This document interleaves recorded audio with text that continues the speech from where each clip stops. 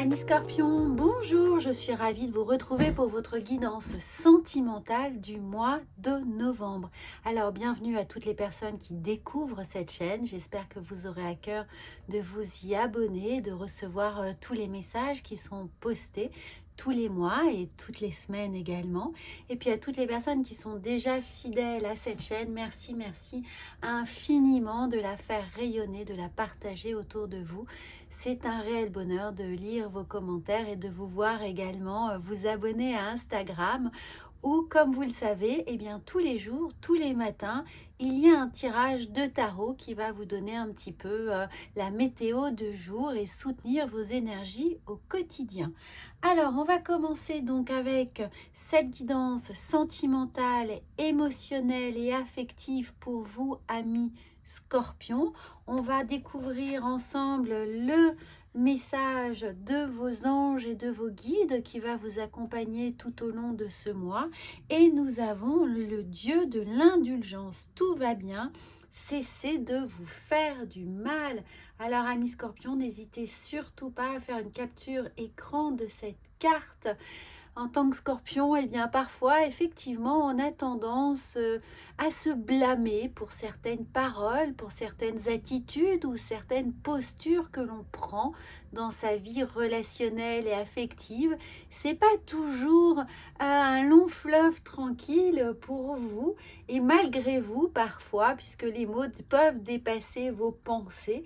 Mais là, on vous invite à vraiment faire preuve d'indulgence envers vous-même d'abord et puis envers les autres dans votre sphère relationnelle, ce qui peut concerner votre vie familiale, amicale, personnelle et relationnelle avec vos collaborateurs, les personnes avec lesquelles vous travaillez, et bien que ces émotions ne viennent pas finalement vous faire défaut, vous jouer des tours et vous placer dans une situation qui pourrait octroyer un certain nombre de remarques désagréables à entendre pour vous, bien évidemment. La critique est toujours un peu facile, donc essayez de voir comment vous pouvez rétablir cet équilibre pour avoir une vie émotionnelle plus stable, plus sereine et plus harmonieuse pour vous, pour vivre mieux ce que vous avez à vivre,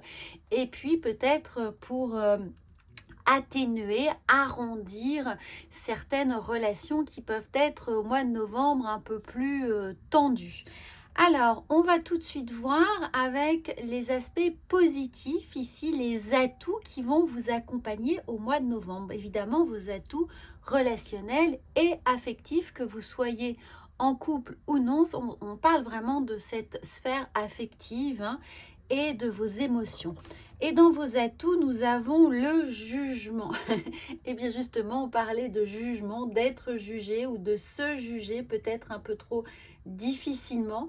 Ce jugement, il vient vous faire appel, à votre capacité à juger d'une situation, à juger des personnes qui vous accompagnent avec beaucoup plus d'équilibre, de douceur, d'arrondi et surtout de faire confiance à vos ressentis.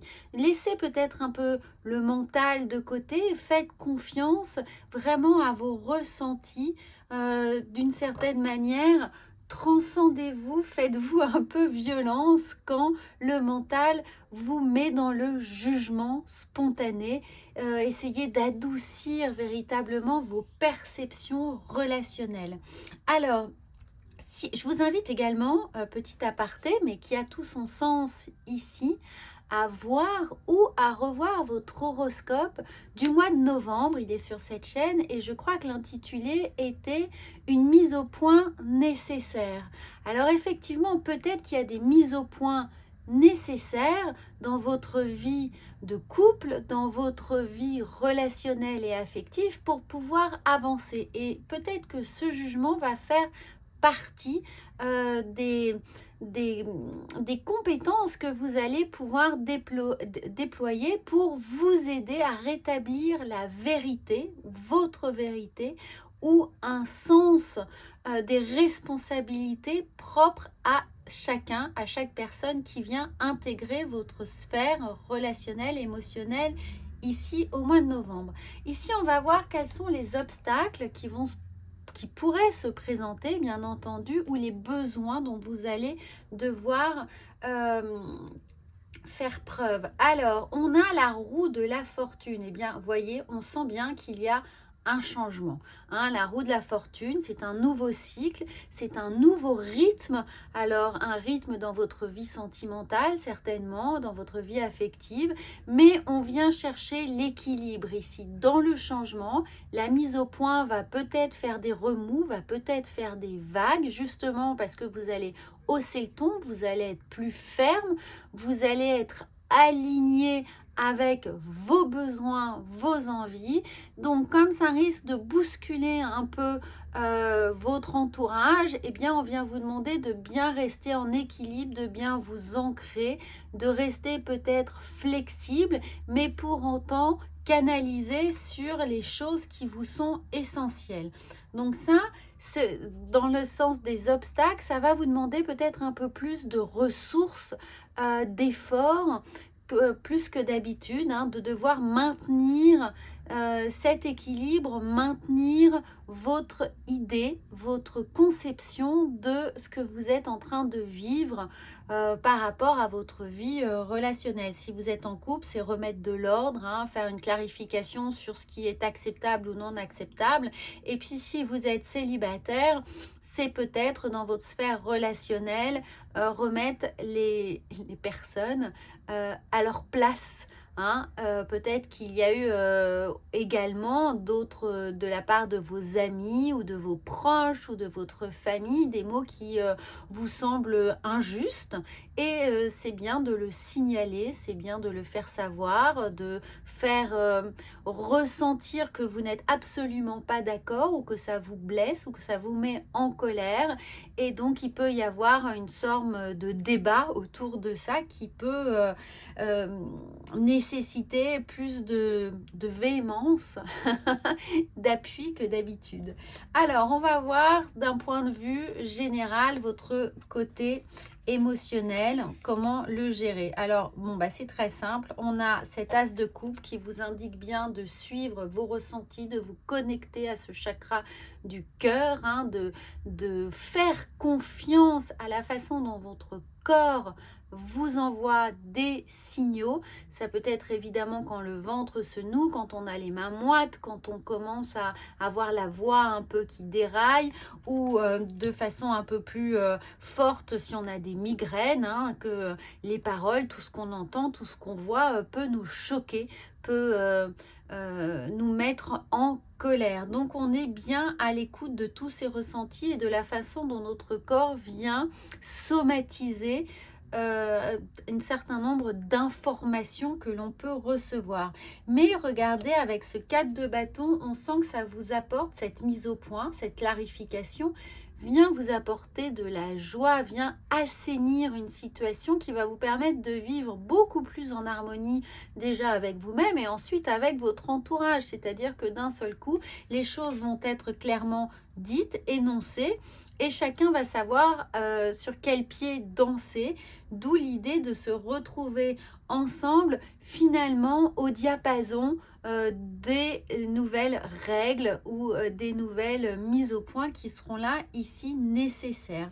Et dans un point de vue de couple, eh bien le fait de se confier, peut-être de faire suffisamment confiance à l'autre pour juger ici qu'il est capable de comprendre ce que vous traversez, ce que vous vivez, eh bien va lui apporter peut-être plus de souplesse, plus de compréhension, plus d'empathie, plus de patience avec vous, avec votre histoire, et du coup retrouver bien ici cette forme d'harmonie, puisque tout le monde sera exactement ce qu'on pense. Donc c'est beaucoup plus facile d'évoluer, de se projeter quand on sait où on va et là où on a envie d'aller l'un et l'autre.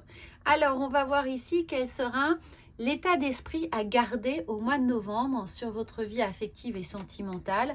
Alors n'oubliez pas de bien regarder cette guidance jusqu'à la fin, puisqu'on va venir la compléter avec d'autres oracles qui vont avoir évidemment d'autres messages à nous fournir pour venir ici éclaircir ou compléter ou apporter totalement une autre énergie à ce tirage.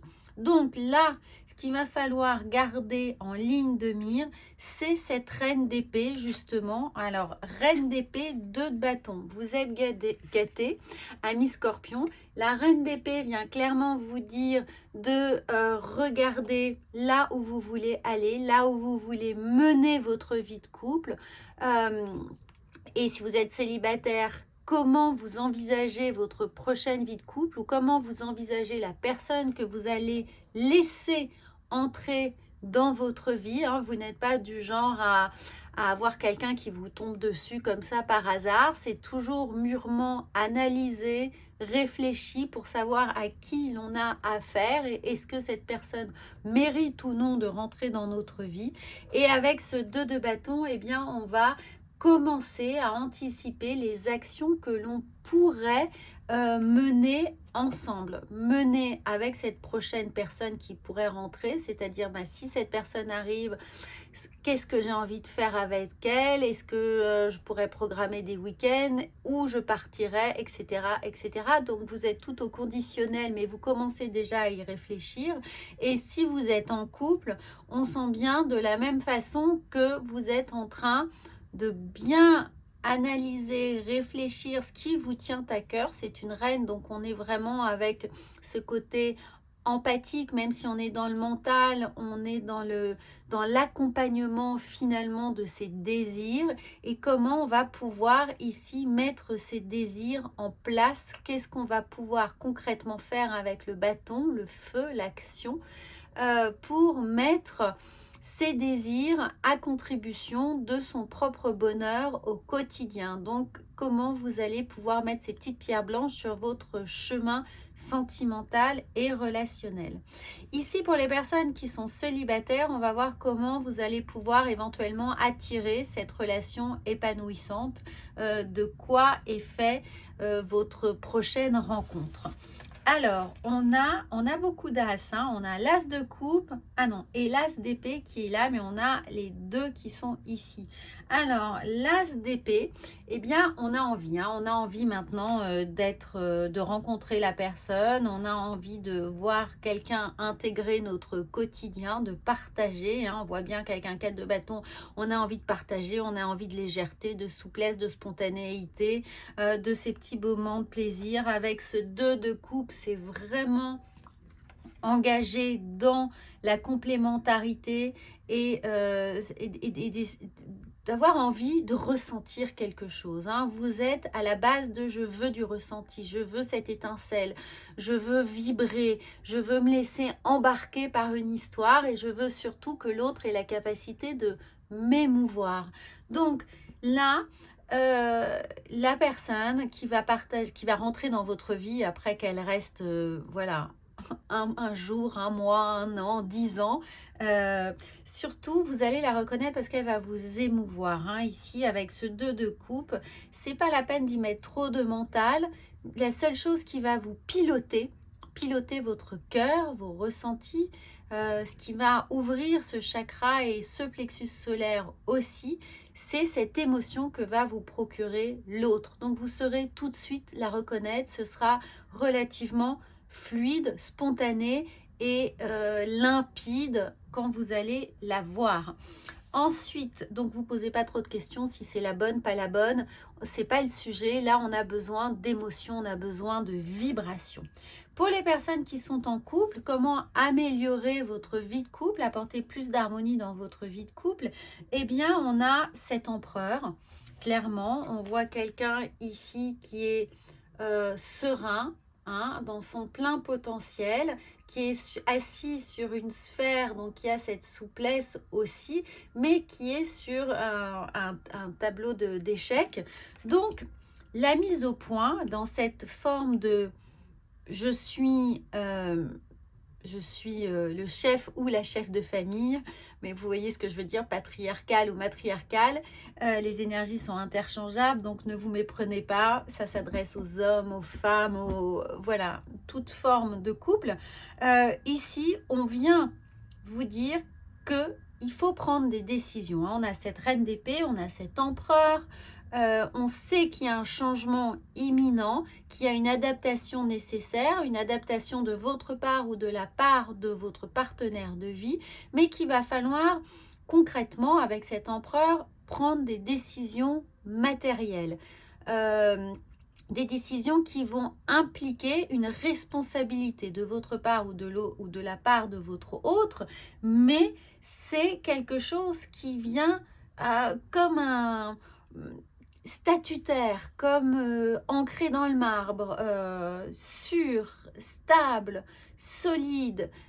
On veut du changement et on veut que ce soit pérenne, on veut que ce soit quelque chose qui ne sera pas remis en cause, qui va être compris et auquel tout le monde va adhérer. Dans votre famille, ça peut être de prendre des décisions qui vont concerner toute la famille ou simplement la personne avec laquelle vous partagez votre vie. Mais on sent bien que pour ce nouveau départ, alors peut-être qu'il y a l'emménagement ensemble, le fait de s'engager un peu plus dans la relation ou au contraire de quitter également cette relation dans ce changement. Il peut y avoir l'idée de on rompt une relation, mais en tout cas la décision va être ferme d'une certaine manière et définitive puisqu'on regarde déjà l'après, on anticipe déjà comment les choses vont pouvoir se manifester et ce dont on va avoir envie sur l'après-décision. Et puis on a ce page d'épée, donc on est encore dans ces épées qui ont envie avec cette reine d'épée, ce 2 de bâton ici dans l'action, l'as et le page d'épée, même si ici ça concerne les personnes qui sont célibataires.